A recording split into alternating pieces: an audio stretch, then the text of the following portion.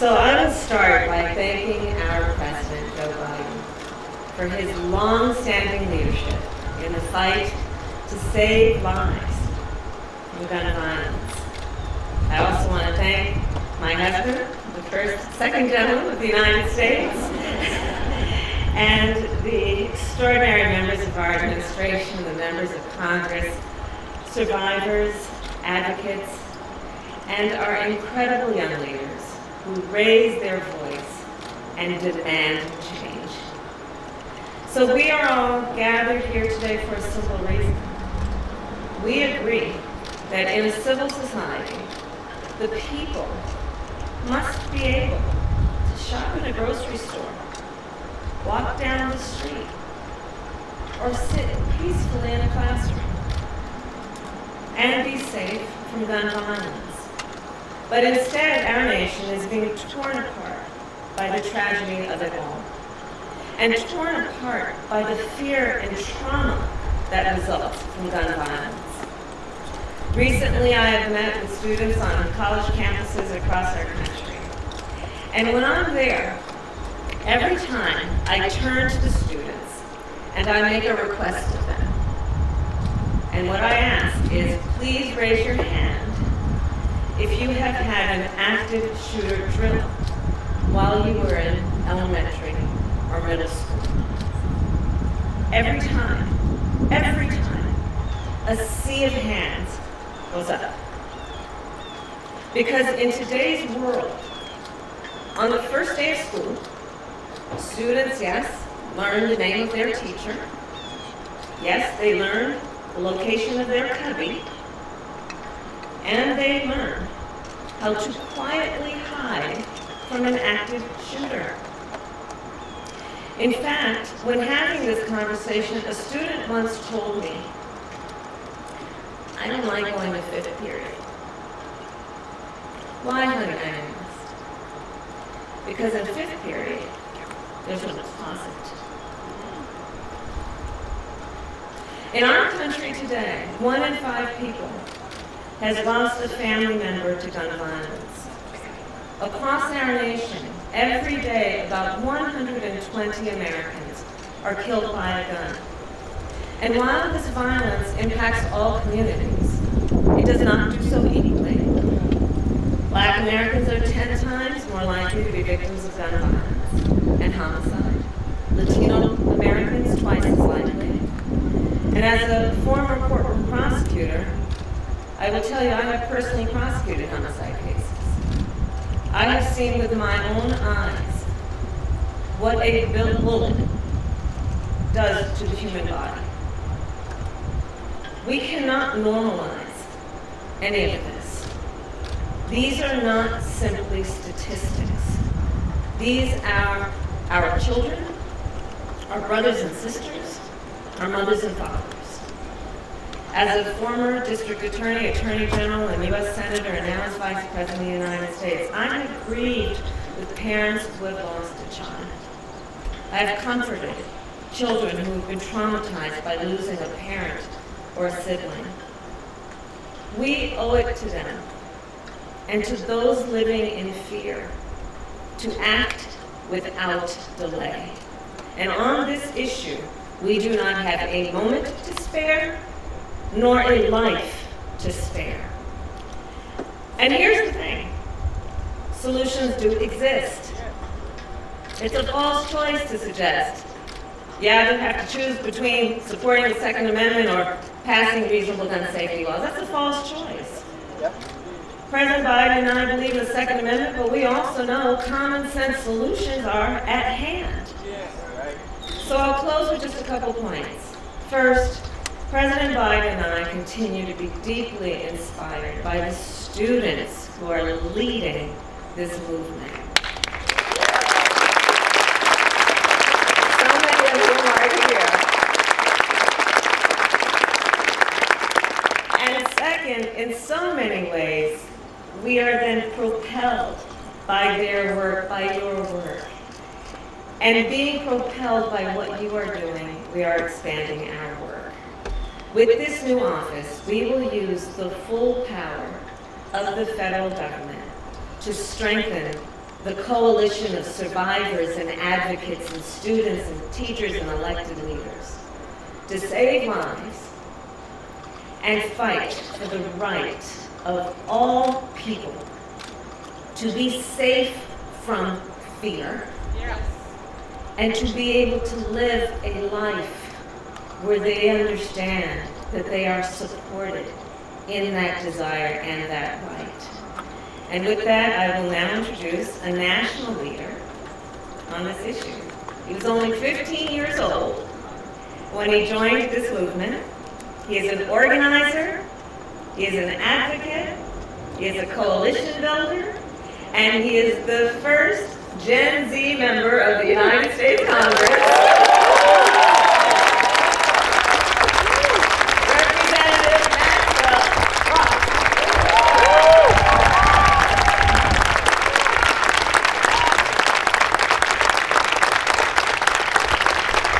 It feels good to be a part of a winning movement.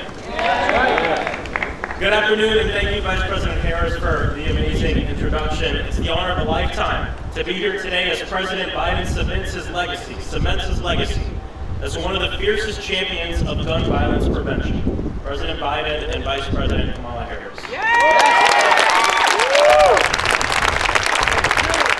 I'm Congressman Maxwell Alejandro Frost, proudly representing Central Florida in the House of Representatives. As the youngest member of the United States Congress and first member of Gen Z, I'm often asked what got me involved in this work, and the answer is quite simple.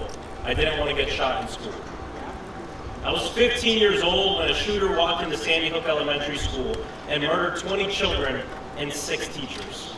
And like millions of kids, I went to school the next day with anxiety and fear that my life would be taken, my friends' lives would be taken, and my family's life would be taken by senseless gun violence. Right before I was elected to Congress, I served as the National Organizing Director for March for Our Lives, a movement that inspired young people across the nation to demand safe communities.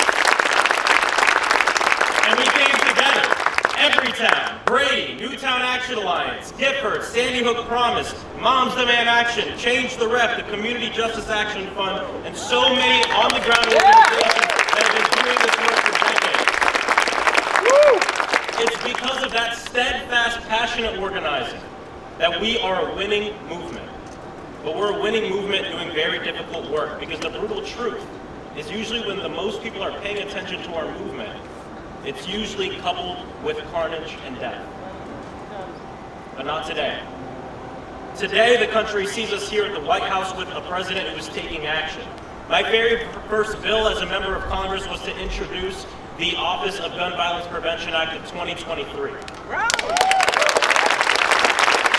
bring together a federal coordinated response on this issue. And today, that bill and our ask as a movement will become a reality due to the executive action and leadership of President Biden and Vice President Harris. The President understands that this issue, especially for young people, especially for marginalized communities, is a matter of survival. He's a president who's been fearless enough to reject the gun lobby and sign into law the first major federal gun legislation passed in nearly 30 years, the Bipartisan Safer Communities Act. And look, this action, that legislation comes from love. From Pulse to Parkland, we fight because we love. From Breonna Taylor to Trayvon Martin, we fight because we love. From Tiana Major, Joaquin Oliver, Jamie Guttenberg, we fight because we love. Because when you love somebody, you want them to live free of gun violence. That is what true freedom is. And President Biden wants that safety and freedom for every American. And if this week has shown us anything, because the White House has been very busy this week, it's that Joe Biden wants to be and is a president that understands the power of young people. A president fighting for the world that we deserve. Today, as this administration announces yet another piece of groundbreaking action in the fight to save lives, I am proud to introduce the President of the United States of America, President Joe Biden.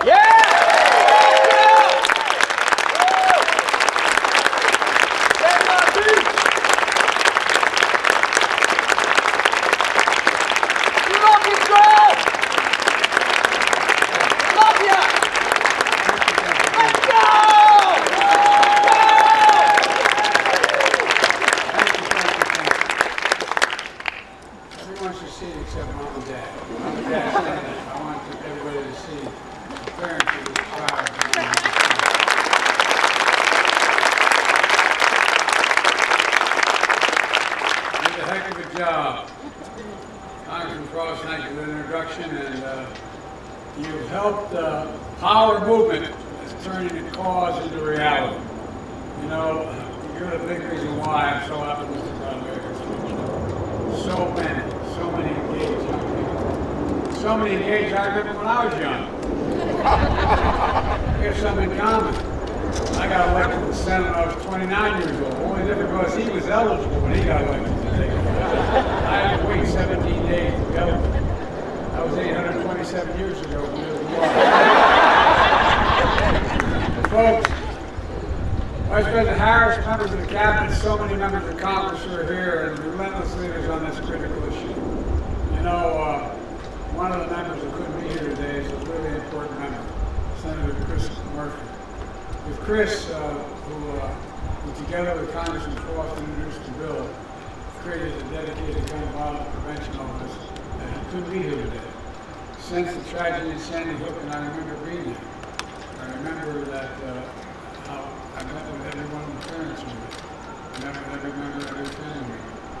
What I do also remember is that I remember as we're leaving, the state police through an investigation asked Senator to meet with me, if I could meet with him. And I said, of course I would. And I think there were about 12 to 14 of them. I walked in the room, and two of them started crying. And he said, we need help. We need help. I looked at them and I said, what can I do? And I said, we need psychiatric help. We need help. We need help. Anyone who doesn't think that these kinds of engagements have a permanent effect on young children, in many cases older their entire lives if they've never had a bullet touch them, misunderstandings. These were hard and tough cops asking me, could I get them psychiatric help? To all the state and local leaders and advocates from all across the country, and to the survivors and families who are with us today, many of whom Jill and I have gotten to know. And by the way, our losses may be different circumstances, but I know events like this are really hard to attend. I want to be here to promote the change. It brings back all the memories as it happened today. I thank you, those of you who are parents, for being here, brothers and sisters, for being here. Matters. You have absolute courage. You found purpose in your pain. Because of all of you here today, all across the country, survivors, families, advocates, especially young people who demand our nation be better than they call, who protested, organized, voted, and ran for office, and yes, marched for their lives. I'm proud to announce the creation of the first ever White House Office of Gun Violence Prevention.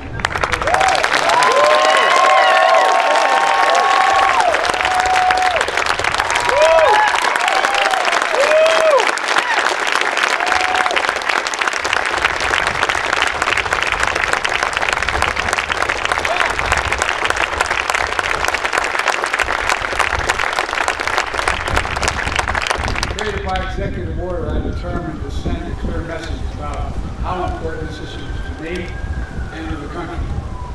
It matters. Here's why. After every mass shooting, we hear a simple message. The same message all over the country. I've been to every mass shooting. Do something. Please do something. Do something to prevent the tragedies. Leave behind survivors who will always carry the physical and emotional scars. Families will never quite be the same. Communities overwhelmed by grief and trauma. Do something. Do something. My administration has been working relentlessly to do something. To date, my administration has announced dozens of executive actions to reduce gun violence, more than any of my predecessors at this point in the presidency, and they include everything from cracking down on ghost guns, breaking up gun trafficking.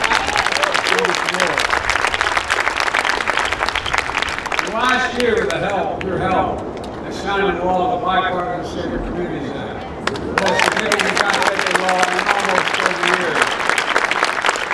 It strengthens background checks, expands the use of red flag laws, improves access to mental health services, and so much more. This historic law will save lives. It's a really important first step. And by the way, I was a guy along with a woman in California who also once banned assault weapons in mobile. We're going to do it again.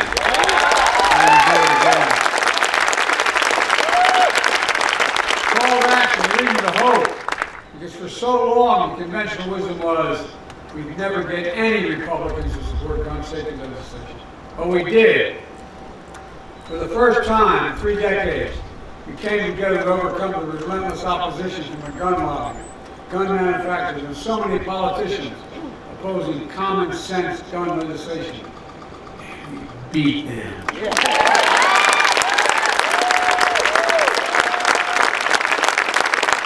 And we did it through a bipartisan effort that included a majority of responsible gun owners. We're not stopping here. Again, I'll say it again. I'm not going to be quiet until we get it done. It's time to begin to ban assault weapons high capacity magazines.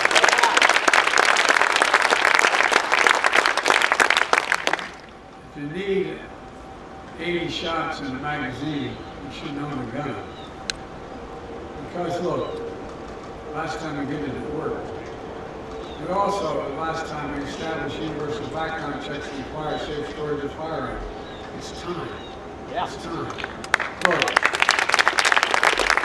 Well, we push for Congress to do more.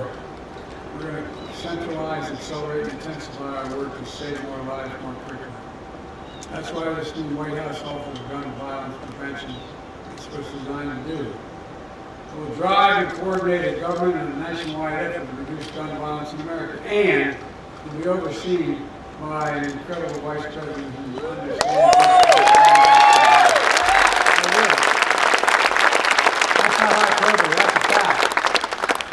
She's been on the front lines of this her entire career as a prosecutor, as an attorney general, and as a United States Senator. Her deep experience will be invaluable for this office. And Steph, where's Steph Feldman? Steph, I want you to stand up. Steph Feldman. I've been working on this with me since Sandy Hook in 2012. Now, she was 13 years old when she joined me. In 2012, I served as director of the office. The office will have 4 primary responsibilities. First, expedite the implementation of the Bipartisan Safer Communities Act and the executive actions already enacted. And I mean it. We're going to fully implement it. Second, coordinate more support for survivors, families, and communities affected by gun violence, including mental health care, financial assistance, the same way FEMA responds to natural disasters. Just like. Same way. To help folks recover and rebuild all of it. Look, folks, shootings are the ultimate superstar, working through communities. Third, identify new executive actions we can take within our legal authority to reduce gun violence. And fourth, expand our coalition of partners in states and cities across America, because we do have partners to get more. We need more state and local help to get these laws passed locally as well. And to strengthen our laws and give us more hope. Folks, to be clear, none of these steps alone is going to solve the entirety of the gun violence epidemic. But together, they will save lives. And it's going to help. Rally the nation with a sense of urgency and seriousness of purpose. Today, guns, I never thought I'd even remotely say this in my whole career. Guns are the #1 killer of children in America. Guns are the #1 killer of children in America, the United States of America. More than car accidents, more than cancer, more than other diseases. In 2023 so far, our country has experienced more than 500 mass shootings, well over 30,000 deaths due to gun violence. This is totally unacceptable. It's not who we are. We have to act now. Let me be very clear. Members of the Congress who choose to act, that will be to elect new members of Congress.